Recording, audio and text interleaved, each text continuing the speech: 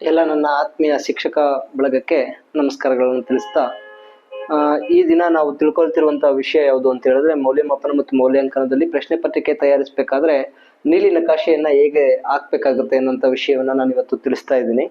ಆ ನೀಲಿ ನಕಾಶೆ ಅನ್ನೋಂಥ ವಿಷಯವನ್ನ ತಿಳಿಸ್ಬೇಕಾದ್ರೆ ನಾನು ಈಗಾಗಲೇ ಒಂದು ವಿಡಿಯೋವನ್ನ ಮಾಡಿದ್ದೀನಿ ಇದೇ ವಿಷಯವಾಗಿ ಭಾಗ 1ರಲ್ಲಿ. ಅದು ವಿಡಿಯೋ ಸ್ವಲ್ಪ ಲೆಂತ್ ಆಯ್ತು ಅನ್ನೋ ಕಾರಣಕ್ಕೆ ಇದನ್ನ ಭಾಗ 2 ಅಂತ ಮಾಡ್ಕೊಂಡಿದ್ದೀನಿ.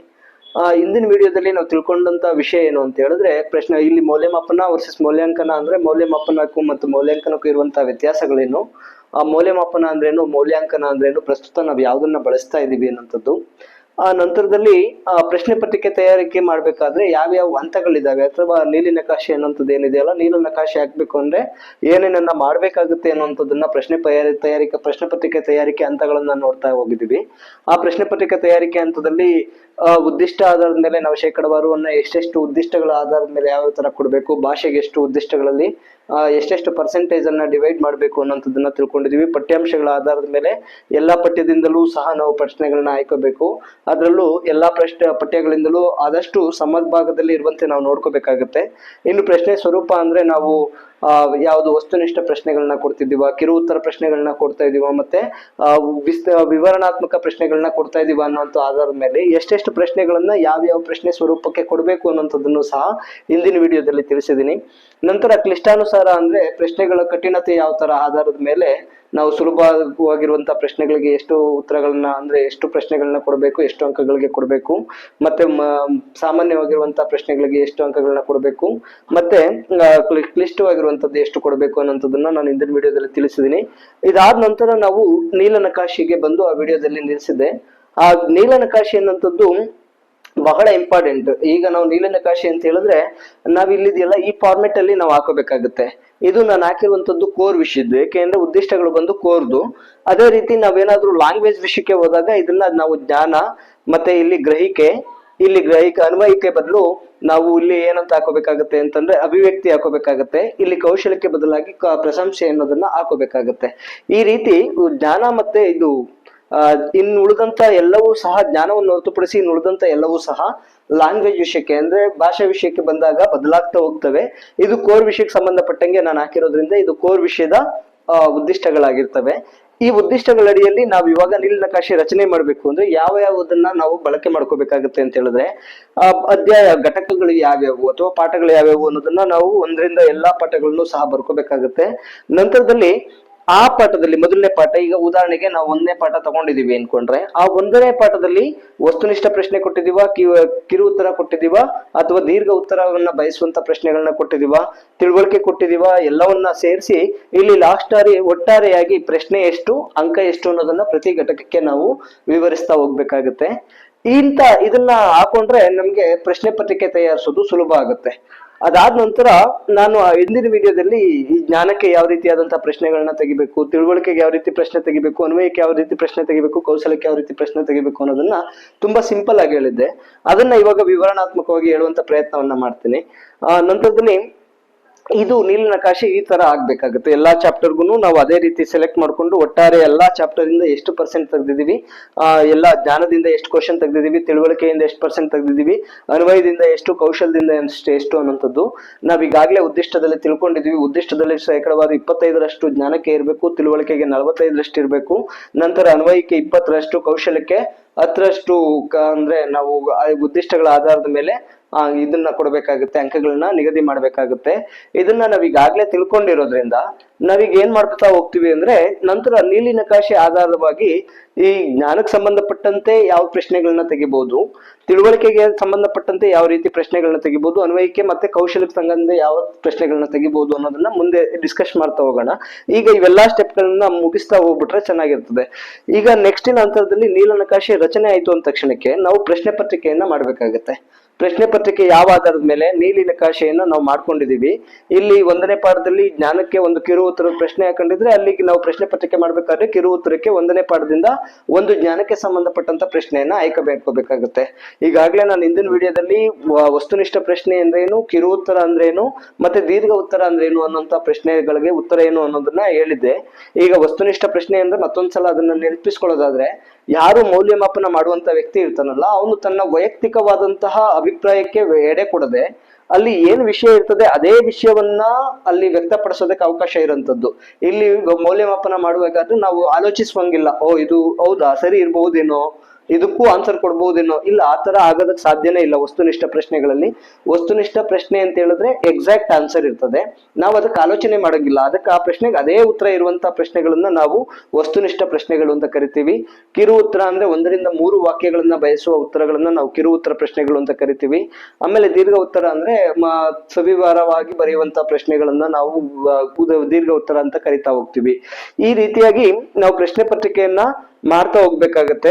ಪ್ರಶ್ನೆ ಪತ್ರಿಕೆಯನ್ನ ಮಾಡ್ಬೇಕಾದ್ರೆ ನಾವು ಯಾವಾಗ್ಲೂ ಸುಲಭದಿಂದ ಕಠಿಣತೆ ಕಡೆಗೆ ಪ್ರಶ್ನೆ ಪತ್ರಿಕೆಯನ್ನ ತಗೊಂಡೋಗ್ಬೇಕು. ಯಾಕೆ ಅಂತಂದ್ರೆ ಮಗು ಮೊದಲನೇ ಪ್ರಶ್ನೆ ನೋಡಿದ ತಕ್ಷಣ ಅದಕ್ಕೆ ಏನಾದ್ರೂ ಸ್ವಲ್ಪ ಡಿಫಿಕಲ್ಟ್ ಅನ್ಸ್ತು ಅಂದ್ರೆ ಇಡೀ ಎಲ್ಲಾ ಪ್ರಶ್ನೆ ಪತ್ರಿಕೆಯ ಎಲ್ಲಾ ಹಂತದ ಪ್ರಶ್ನೆಗಳ ಮೇಲೂ ಅವ್ರಿಗೆ ಒಂದೇ ತರದ ಭಾವನೆ ಬರುತ್ತೆ, ಓ ಹೌದೇನೋ ಪ್ರಶ್ನೆ ಪತ್ರಿಕೆ ಕಠಿಣವಾಗಿದೆ ಅನ್ನುವಂತ ಭಾವನೆ ಬಂದ್ಬಿಡ್ತದೆ. ಹಾಗಾಗಿ ನಾವು ಯಾವಾಗ್ಲೂ ಪ್ರಶ್ನೆ ಪತ್ರಿಕೆ ಮಾಡ್ಬೇಕಾದ್ರೆ ಸುಲಭದಿಂದ ಕಷ್ಟದ ಕಡೆಗೆ ನಾವು ತಗೊಂಡೋಗ್ಬೇಕಾಗತ್ತೆ.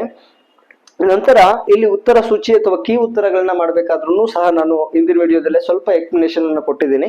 ಹಾಗಾಗಿ ಕೀ ಉತ್ತರ ಮಾಡ್ಕೋಬೇಕು ಅಂತ ಹೇಳಿದ್ರೆ ನಾವು ಇಲ್ಲಿರುವಂತ ಪ್ರಶ್ನೆಗಳಿಗೆ ಉತ್ತರ ಕೊಡ್ಬೇಕಾದ್ರೆ ನಾವು ಅದನ್ನ ಡಿವೈಡ್ ಮಾಡ್ಕೋಬೇಕಾಗುತ್ತೆ. ಪ್ರಶ್ನೆಗಳಿಗೆ ಎಷ್ಟೆಷ್ಟು ಅಂಕಗಳನ್ನ ವಿತರಣೆ ಮಾಡಬೇಕು ಅಂತ ಹೇಳಿ. ಉದಾಹರಣೆಗೆ ಜ್ಞಾನದಲ್ಲಿನೇ ಒಂದೇ ಪ್ರಶ್ನೆಗೆ ಎರಡು ಉತ್ತರವನ್ನ ಬಯಸಿದೀವಿ. ಉದಾಹರಣೆಗೆ ಯಾವ ರೀತಿ, ಕಳಿಂಗ ಯುದ್ಧ ಯಾವಾಗ ನಡೆಯಿತು, ಎಲ್ಲಿ ನಡೆಯಿತು, ಈ ತರ ಪ್ರಶ್ನೆ ಕೇಳಿದಾಗ ಅವನು ಒಂದನ್ನು ಬರ್ದು ಇನ್ನೊಂದು ಉತ್ತರವನ್ನ ಬರ್ದಿಲ್ಲ ಅಂದ್ರೆ ನಾವು ಒಂದನೇ ಪ್ರಶ್ನೆಗೆ ಅರ್ಧ ಮಾರ್ಕ್ಸ್ ಅನ್ನ ನಾವು ವಿಭಜನೆ ಮಾಡ್ಕೋಬೇಕಾದ್ರೆ ಆ ರೀತಿ ಅಂಕ ವಿತರಣೆಯನ್ನ ಮಾಡ್ಕೊಂಡಿರ್ಬೇಕು. ನಾವು ಪ್ರಶ್ನೆ ಪತ್ರಿಕೆ ಮಾಡ್ಬೇಕಾದ್ರೆ ಇವೆಲ್ಲಾ ಹಂತಗಳನ್ನ ನೋಡ್ಬೇಕಾಗುತ್ತೆ. ಇನ್ನು ಪ್ರಶ್ನಾವಾರು ವಿಶ್ಲೇಷಣೆಯನ್ನ ನಾನು ಆಗ್ಲೇ ಮಾಡ್ಬೇಕಾಗಿತ್ತು, ಅದನ್ನ ಬಿಟ್ಟಿದ್ರಿಂದ ಈಗ ಪ್ರಶ್ನಾವಾರು ವಿಶ್ಲೇಷಣೆ ಅಂದ್ರೆ ಹೇಗಿರುತ್ತದೆ ಅನ್ನೋದನ್ನ ನೋಡ್ತಾ ಹೋಗೋಣ. ಪ್ರಶ್ನಾವಾರು ವಿಶ್ಲೇಷಣೆ ಅಂತ ಹೇಳಿದ್ರೆ ಅದ್ರಲ್ಲೂ ಸಹ ಏನು ಇರೋದಿಲ್ಲ. ಇಲ್ಲಿ ಅಧ್ಯಾಯಗಳ ಹೆಸರಿರ್ತದೆ, ಅಧ್ಯಾಯ ಯಾವುದು ಅಂತ. ಓಕೆ, ಇಲ್ಲಿ ಅಧ್ಯಾಯ ಯಾವುದು ಅಂತ ಆದ್ಮೇಲೆ ಇಲ್ಲಿ ಉದ್ದಿಷ್ಟ ಇರ್ತದೆ. ಉದ್ದಿಷ್ಟ ಯಾವುದು, ಇಲ್ಲಿ ಜ್ಞಾನನ, ತಿಳುವಳಿಕೆನ, ಅನ್ವಯನ ಅನ್ನೋದನ್ನ ಹಾಕ್ಬೇಕು. ಅದಾದ್ಮೇಲೆ ನಿರ್ದಿಷ್ಟ ಅಂತ ಬರ್ತದೆ. ನಿರ್ದಿಷ್ಟದಲ್ಲಿ ನಾವು ಸ್ಮರಿಸೋದ್ ಹಾಕಿದ್ದೀವ ಅಥವಾ ತಿಳುವಳಿಕೆಯಲ್ಲಿ ಅವನು ಗುರುತಿಸೋದ್ ಹಾಕಿದ್ದೀವ, ವಿಮರ್ಶಾತ್ಮಕ ಚಿಂತನೆ ಹಾಕಿದೀವ, ಈ ತರ ನಾವು ನಿರ್ದಿಷ್ಟವನ್ನು ಸಹ ನಾವು ಇದನ್ನ ಮಾಡ್ಬೇಕಾಗತ್ತೆ. ನಂತರದಲ್ಲಿ ಪ್ರಶ್ನಾ ಸ್ವರೂಪ, ಪ್ರಶ್ನೆಗಳ ಸ್ವರೂಪ.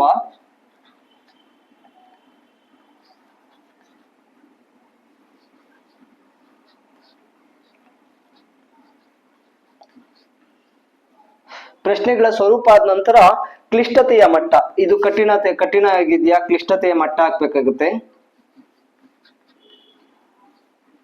ಕ್ಲಿಷ್ಟತೆ ಮಟ್ಟ ಆದ ನಂತರ ನಾವು ಅದಕ್ಕೆ ಅಂಕ ಎಷ್ಟಿದೆ, ಅಂಕ ಅನ್ನೋಂಥದ್ದು ಎಷ್ಟಿದೆ ಅನ್ನೋಂಥದ್ದನ್ನ ಹಾಕ್ಬೇಕು. ಅದಾದ್ಮೇಲೆ ಇನ್ನು ಸಮಯ ಅನ್ನೋಂಥದ್ದು ಎಷ್ಟು ಸಮಯವನ್ನ ಇದಕ್ಕೆ ಕೊಟ್ಟಿದೀವಿ ಅನ್ನೋಂಥದ್ದನ್ನ ನಾವು ಹಾಕಿದ್ರೆ ನಾವು ಪ್ರಶ್ನಾವಾರು ವಿಶ್ಲೇಷಣೆ ಅನ್ನೋಂಥದ್ದನ್ನ ಲಾಸ್ಟ್ನೇದು.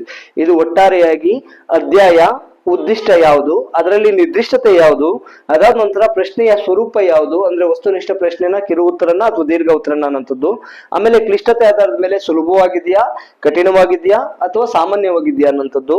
ಅದಾದ್ಮೇಲೆ ಎಷ್ಟು ಅಂಕಗಳನ್ನ ಕೊಟ್ಟಿದ್ದೀರಿ ಆ ಪ್ರಶ್ನೆಗೆ. ಇನ್ನು ಸಮಯ, ಆ ಪ್ರಶ್ನೆಯನ್ನು ಉತ್ತರ ಮಾಡೋದಕ್ಕೆ ಇನ್ನೆಷ್ಟು ಸಮಯ ಬೇಕಾಗುತ್ತೆ ಅನ್ನೋಂಥದ್ದನ್ನ ನಾವಿಲ್ಲಿ ವಿವರಿಸ್ತಾ ಹೋಗ್ಬೇಕಾಗತ್ತೆ. ಇಷ್ಟನ್ನ ಮಾಡಿದ್ರೆ ನಾವು ಪ್ರಶ್ನಾ ಪತ್ರಿಕೆಯ ಹಂತವನ್ನ ನಾವು ಮುಕ್ತಾಯವನ್ನ ಮಾಡಿದಾಗತ್ತೆ. ಇದಾದ ನಂತರದಲ್ಲಿ ನಾವು ಇವಾಗ ನಾನು ಆಗ್ಲೇ ಹೇಳ್ದಾಗೆ ಜ್ಞಾನಕ್ಕೆ ಯಾವ ರೀತಿ ಪ್ರಶ್ನೆಗಳನ್ನ ಕೇಳಬಹುದು, ತಿಳುವಳಿಕೆಗೆ ಯಾವ ರೀತಿ ಪ್ರಶ್ನೆಗಳನ್ನ ಕೇಳಬಹುದು, ಅನ್ವಯಕ್ಕೆ ಯಾವ ರೀತಿ ಪ್ರಶ್ನೆಗಳನ್ನ ಕೇಳಬಹುದು, ಕೌಶಲಕ್ಕೆ ಯಾವ ರೀತಿ ಪ್ರಶ್ನೆಗಳನ್ನ ಕೇಳಬಹುದು ಅನ್ನೋದನ್ನ ನೋಡ್ತಾ ಹೋಗೋಣ ಇವಾಗ.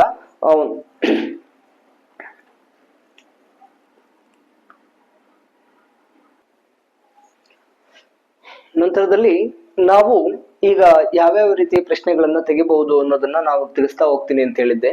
ಹೀಗಾಗಿ ನಾವು ವಸ್ತುನಿಷ್ಠ ಪ್ರಶ್ನೆಗಳನ್ನ ಯಾವ ರೀತಿಯಾದಂತಹ ಪ್ರಶ್ನೆಗಳನ್ನ ತೆಗಿಬಹುದು, ಕಿರು ಉತ್ತರಕ್ಕೆ ಯಾವ ರೀತಿ ಪ್ರಶ್ನೆಗಳು, ಮತ್ತೆ ದೀರ್ಘ ಉತ್ತರದ ಪ್ರಶ್ನೆಗಳ ಲಕ್ಷಣಗಳೇನು ಅನ್ನೋದನ್ನ ನೋಡ್ತಾ ಹೋಗೋಣ. ಇಲ್ಲಿ ವಸ್ತುನಿಷ್ಠ ಪ್ರಶ್ನೆಗಳು, ವಸ್ತುನಿಷ್ಠ ಅಂತ ಹೇಳಿದ್ರೆ ನಾನು ಈಗಾಗ್ಲೇ ಹೇಳಿದೆ, ಎಲ್ಲಿ ಮೌಲ್ಯಮಾಪಕನ ಚಿಂತನೆಗೆ ಅವಕಾಶ ಇಲ್ಲದೆ ಮೌಲ್ಯಮಾಪನ ಮಾಡ್ಬೋದಲ್ಲ ಅಂತ ಪ್ರಶ್ನೆಗಳನ್ನ ನಾವು ವಸ್ತುನಿಷ್ಠ ಪ್ರಶ್ನೆಗಳು ಅಂತ ಕರಿತೀವಿ. ಈ ವಸ್ತುನಿಷ್ಠ ಪ್ರಶ್ನೆಗಳನ್ನ ನಾವು ನೇರವಾಗಿ ಏನ್ ಹೇಳ್ತೀವಿ ಅಂತ ಹೇಳಿದ್ರೆ ನೇರ ಉತ್ತರಗಳು, ಯಾವುದೇ ಆಲೋಚನೆಗೆ ಅವಕಾಶ ಮಾಡ್ತಿರುವಂತಹ ಉತ್ತರಗಳನ್ನ ನಾವು ವಸ್ತುನಿಷ್ಠ ಪ್ರಶ್ನೆಗಳು ಅಂತ ಕರಿತೀವಿ. ಈ ವಸ್ತುನಿಷ್ಠ ಪ್ರಶ್ನೆಗಳಿಗೆ ಯಾವ್ಯಾವ ಪ್ರಶ್ನೆಗಳನ್ನ ಕೊಡ್ಬಹುದು ಅಂತ ಬಂದಾಗ, ಯಾವ್ಯಾವ ಪ್ರಶ್ನೆಗಳನ್ನ ಕೊಡ್ಬಹುದು ಅಂತ ಹೇಳಿದಾಗ ನಾವ್ ಇವಕ್ಕೆ ಬಹು ಆಯ್ಕೆ ಪ್ರಶ್ನೆಗಳನ್ನ ಕೊಡ್ಬಹುದು. ಬಹು ಆಯ್ಕೆ ಪ್ರಶ್ನೆಗಳು ಅಂದ್ರೆ ನಾವ್ ಈಗಾಗ್ಲೇ ಆಪ್ಷನ್, ನಾವು ಮಲ್ಟಿಪಲ್ ಚಾಯ್ಸ್ ಅಂತ ಕ್ವಶನ್ಸ್ ಅಂತ ಕರಿತೀವಲ್ಲ, ಆ ರೀತಿಯಾದಂತಹ ಮಲ್ಟಿಪಲ್ ಚಾಯ್ಸ್ ಕ್ವಶನ್ಸ್ ಅನ್ನ ನಾವು ಕೊಡ್ಬಹುದು. ಈ ಮಲ್ಟಿಪಲ್ ಚಾಯ್ಸ್ ಕ್ವಶನ್ ಕೊಡ್ಬೇಕಾದ್ರೆ ನಾವು ಎಚ್ಚರಿಕೆ ವಹಿಸಿ ಕೊಡ್ಬೇಕಾಗತ್ತೆ. ಯಾವುದೇ ಪ್ರಶ್ನೆಗೆ ಗೊಂದಲ ಇರಬಾರ್ದು. ಮಂತ್ರದಲ್ಲಿ ಮಲ್ಟಿಪಲ್ ಚಾಯ್ಸ್ ಕ್ವಶನ್ ಕೊಡ್ಬೇಕು ಅಂದ್ರೆ 4 ಆಯ್ಕೆಗಳನ್ನೇ ಕೊಟ್ಟಿರ್ಬೇಕು. 4 ಆಯ್ಕೆಗಳಲ್ಲಿ ಯಾವ್ದಾದ್ರು ಒಂದನ್ನ ಮಾತ್ರ ಸರಿಯಾದ ಉತ್ತರ ಕೊಟ್ಟಿರ್ಬೇಕು. ಇನ್ನು 3 ಆಪ್ಷನ್ಗಳು ಸಮೀಪದಲ್ಲಿರುವಂತಹ ಆನ್ಸರ್ಗಳೇ ಆಗಿರ್ಬೇಕು. ಇಂಥ ನಿರ್ದಿಷ್ಟವಾದಂತಹ ಲಕ್ಷಣಗಳನ್ನ ನಾವು ಬಹು ಆಯ್ಕೆ ಪ್ರಶ್ನೆಗಳು ಹೊಂದಿರ್ಬೇಕಾಗುತ್ತೆ. ಇನ್ನು ಬಿಟ್ಟ ಸ್ಥಳ ತುಂಬಿರಿ ಅನ್ನುವಂತ ಪ್ರಶ್ನೆಗಳನ್ನು ಸಹ ನಾವು ವಸ್ತುನಿಷ್ಠ ಪ್ರಶ್ನೆಗಳಿಗೆ ಕೊಡಬಹುದು. ಈ ವಸ್ತುನಿಷ್ಠ ಪ್ರಶ್ನೆಗಳಲ್ಲಿ ಬಿಟ್ಟ ಸ್ಥಳವನ್ನ ಕೊಟ್ಟಾಗ ನಾವು ಬಿಟ್ಟ ಸ್ಥಳವನ್ನ ನಾವು ಮೊದಲನೇ ಪದವನ್ನೇ ಯಾವುದೇ ಕಾರಣಕ್ಕೂ ಬಿಟ್ಟ ಸ್ಥಳವಾಗಿ ಕೊಡಬಾರ್ದು. ಅದರಲ್ಲಿ ಒಂದು ವಾಕ್ಯದಲ್ಲಿ ತುಂಬಾ ಬಹುಮುಖ್ಯವಾದಂತಹ ವರ್ಡ್ ಅನ್ನ ನಾವು ಬಿಟ್ಟ ಸ್ಥಳದಲ್ಲಿ ಕೊಡಬೇಕಾಗತ್ತೆ. ಯಾವುದೋ ವಾಕ್ಯ ರಚನೆಗೆ ಅಡ್ಡಿಯಾಗದಂತಹ ಪದಗಳನ್ನ ನಾವು ಅಲ್ಲಿ ಕೊಡ್ಬೇಕಾಗತ್ತೆ. ಇದನ್ನ ನಾವು ಬಿಟ್ಟ ಸ್ಥಳ ಮಾಡಿದಾಗ ನೆನ್ಪಿಟ್ಕೋಬೇಕಾಗತ್ತೆ. ಇನ್ನು ಹೊಂದಿಸಿ ಬರೆಯಿರಿ ಪ್ರಶ್ನೆಗಳನ್ನು ಸಹ ನಾವು ಈ ವಸ್ತುನಿಷ್ಠ ಪ್ರಶ್ನೆಗಳಿಗೆ ಕೊಡ್ಬೋದು.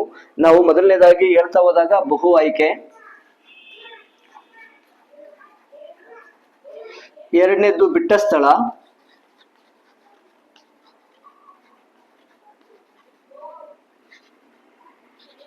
ಮೂರನೇದು ಹೊಂದಿಸಿ ಬರೆಯಿರಿ,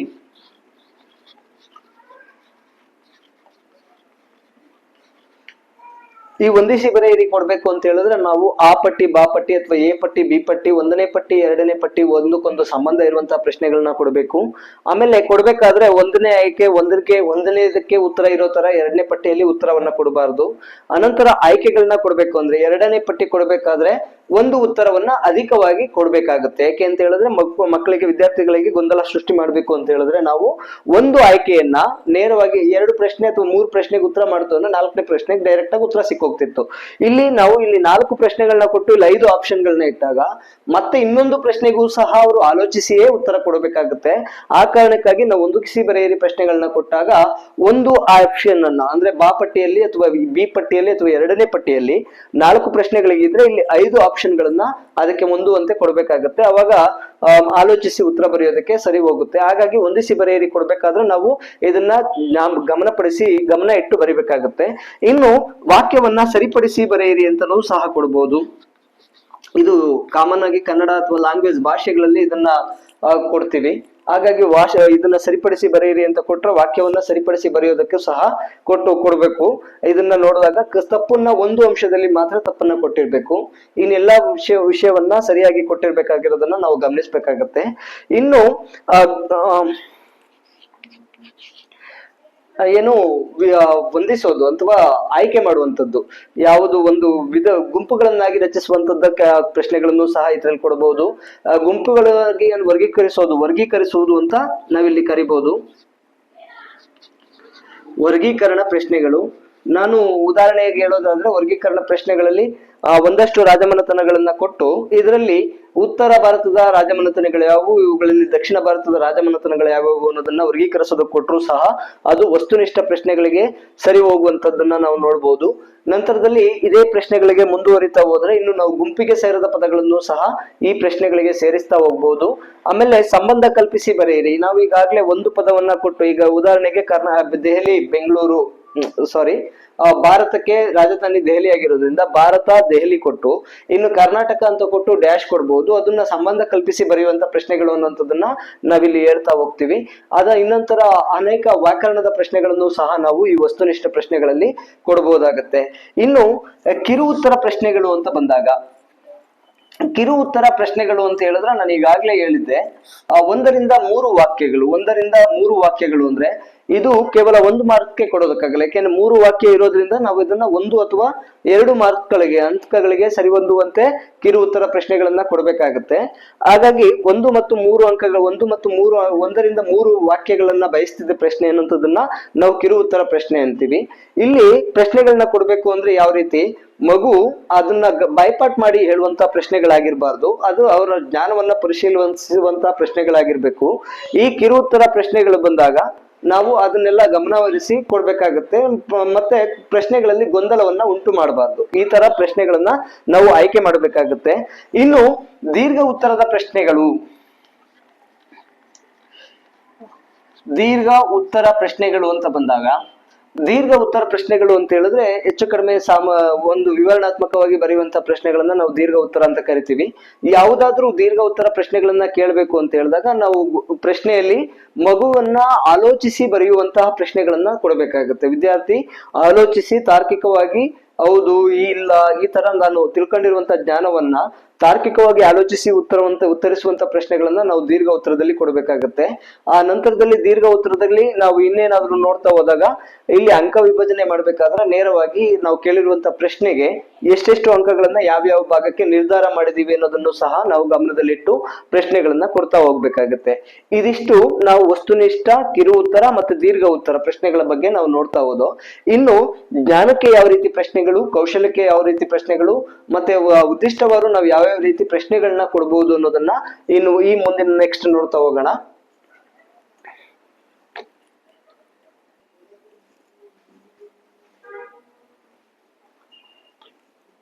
ನಂತರದಲ್ಲಿ ನಾವು ಉದ್ದಿಷ್ಟವಾರು ಪ್ರಶ್ನೆಗಳನ್ನ ಯಾವ್ಯಾವ ರೀತಿಯಾದಂತ ಪ್ರಶ್ನೆಗಳನ್ನ ತೆಗಿಬಹುದು ಅಂತ ನೋಡಿದಾಗ, ಇನ್ನು ಉದ್ದಿಷ್ಟವಾರು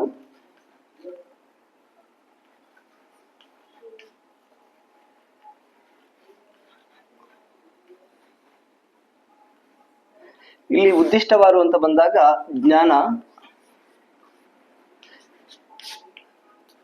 ಜ್ಞಾನದ ಪ್ರಶ್ನೆಗಳು ಅಂತ ಹೇಳಿದ್ರೆ ವಿದ್ಯಾರ್ಥಿ ಏನನ್ನ ಕಲ್ತಿದ್ಯೋ ಆ ಪ್ರಶ್ನೆಗಳಿಗೆ ಯಥಾವತ್ತಾಗಿ ಉತ್ತರಿಸುವಂತಹ ಪ್ರಶ್ನೆಗಳು. ಯಥಾವತ್ತು ಅಂತ ಹೇಳಿದ್ರೆ ಅಲ್ಲಿ ಏನಿರುತ್ತದೋ ಅದನ್ನೇ ತಿಳ್ಕೊಂಡಿರ್ತವೆ, ಅದೇ ರೀತಿಯಾದಂತಹ ಉತ್ತರವನ್ನ ಬರೆಯುವಂತ ಪ್ರಶ್ನೆಗಳನ್ನ ನಾವು ಜ್ಞಾನಾಧಾರಿತ ಪ್ರಶ್ನೆಗಳು ಅಂತ ಕರಿತೀವಿ. ಈಗ ಯಾವುದೋ ಒಂದನ್ನ ಉದಾಹರಣೆಗೆ ಕಳಿಂಗ ಯುದ್ಧ ಯಾವಾಗ ನಡೀತು, ಅದೇ ಇಸ್ವಿಯನ್ನೇ ಹೇಳ್ಬೇಕಾಗತ್ತೆ, ಅದನ್ನ ಬಿಟ್ಟು ಬೇರೆ ಹೇಳೋದಕ್ಕೆ ಸಾಧ್ಯ ಇಲ್ಲ.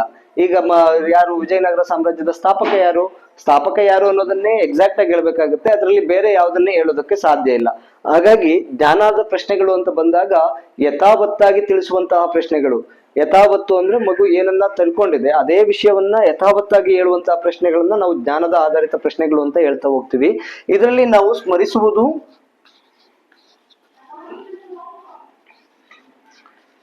ಮತ್ತು ಗುರುತಿಸುವುದು ಅನ್ನುವಂತ ಎರಡು ಪ್ರಶ್ನೆಗಳಿದ್ದಾವೆ. ಸ್ಮರಿಸುವುದು ಅನ್ನುವಂತ ಪ್ರಶ್ನೆಗಳಿಗೆ ನಾವೀಗಾಗ್ಲೇ ತಿಳ್ಕೊಂಡಿರುವಂತ ಜ್ಞಾನವನ್ನ ಸ್ಮರಿಸ್ತೀವಿ. ನಮ್ಗೆ ಏನ್ ಗೊತ್ತಿದೆ, ಹೌದಲ್ಲ ನಾನು ಅವತ್ತು ಓದಿದ್ದೆ ಅಥವಾ ತಿಳ್ಕೊಂಡಿದ್ದೆ ಅನ್ನೋದನ್ನ ಸ್ಮರಿಸ್ತೀವಿ. ಈ ರೀತಿ ಮಗುವಿನ ಸ್ಮರಿಸುವುದಕ್ಕೆ ಕೊಡುವಂತ ಪ್ರಶ್ನೆಗಳನ್ನ ನಾವು ಸ್ಮರಣೆಯ ಪ್ರಶ್ನೆಗಳು. ಇನ್ನು ಗುರುತಿಸುವುದು ಪ್ರಶ್ನೆ ಕೊಟ್ಟಾಗ ಯಾವುದೋ ಒಂದು ಸ್ಥಳವನ್ನ ಗುರುತಿಸೋದು, ನದಿಯನ್ನ ಗುರುತಿಸುವಂತದ್ದು, ಪ್ರದೇಶವನ್ನು ಗುರುತಿಸುವಂತದ್ದನ್ನ ನಾವು ಗುರುತಿಸುವ ಆಧಾರಿತವಾಗಿ ಪ್ರಶ್ನೆಗಳನ್ನ ನೋಡ್ತಾ ಹೋಗ್ತೀವಿ. ಇದಕ್ಕೆ ಸ್ಮರಿಸೋದಕ್ಕೆ ನಾವ್ ಈಗಾಗ್ಲೇ ಹೇಳ್ದಂಗೆ ಕಳಿಂಗ ಯುದ್ಧ ನಡೆದದ್ದು ಯಾವಾಗ, ಯಾರ್ ನಡಿವೆ ನಡೀತು ಅಂತ ಹೇಳಿದ್ರೆ ಆಗತ್ತೆ. ಅದಾದ ನಂತರ ಗುರುತಿಸುವುದು ಬಂದಾಗ ಯಾವುದಾದ್ರೂ ಒಂದು ಪ್ರಾಕೃತಿಕವಾಗಿರುವಂತಹ ಪ್ರದೇಶವನ್ನ ಅಥವಾ ನದಿಯನ್ನ, ಬೆಟ್ಟವನ್ನ, ಪರ್ವತವನ್ನ ಗುರುತಿಸೋದಕ್ಕೆ ಕೊಡೋದನ್ನ ನಾವಿಲ್ಲಿ ನೋಡ್ಬೋದಾಗತ್ತೆ. ಇನ್ನು ತಿಳುವಳಿಕೆಗೆ ಪ್ರಶ್ನೆ ಬಂದಾಗ ಇಲ್ಲಿ ಯಾರು, ಎಲ್ಲಿ, ಯಾವಾಗ ಅನ್ನೋದನ್ನ ಕೊಡ್ಬೇಕಾಗತ್ತೆ. ಇನ್ನು ತಿಳುವಳಿಕೆ ಅನ್ನುವಂತಹ ಪ್ರಶ್ನೆ ಬಂದಾಗ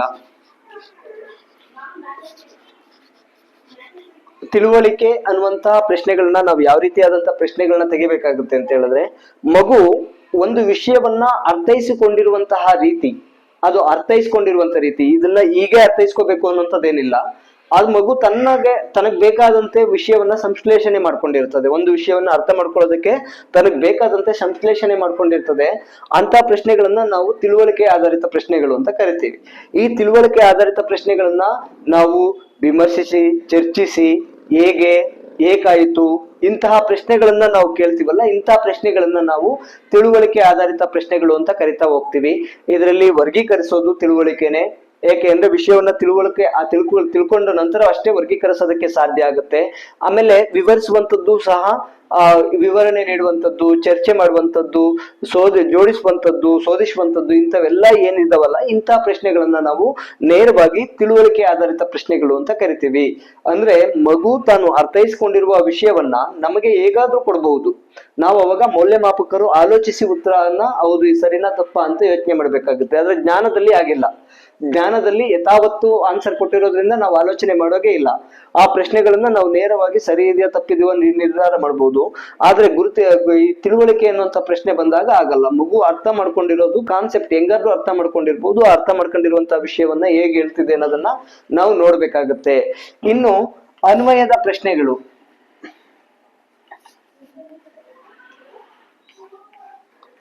ಅನ್ವಯ ಅಂತ ಹೇಳಿದ್ರೆ ಮಗು ಅಥವಾ ವಿದ್ಯಾರ್ಥಿ ತಾನು ಕಲ್ತಿರುವಂತಹ ವಿಷಯವನ್ನ ತನ್ನ ದಿನನಿತ್ಯದ ಜೀವನದಲ್ಲಿ ಅಪ್ಲಿಕೇಬಲ್ ಮಾಡ್ಕೊಂಡಿದ್ರೆ, ಅಂದ್ರೆ ಅದನ್ನ ಅಳವಡಿಸ್ಕೊಂಡಿದ್ರೆ ಅದನ್ನ ಅನ್ವಯ ಅಂತ ಕರಿತೀವಿ.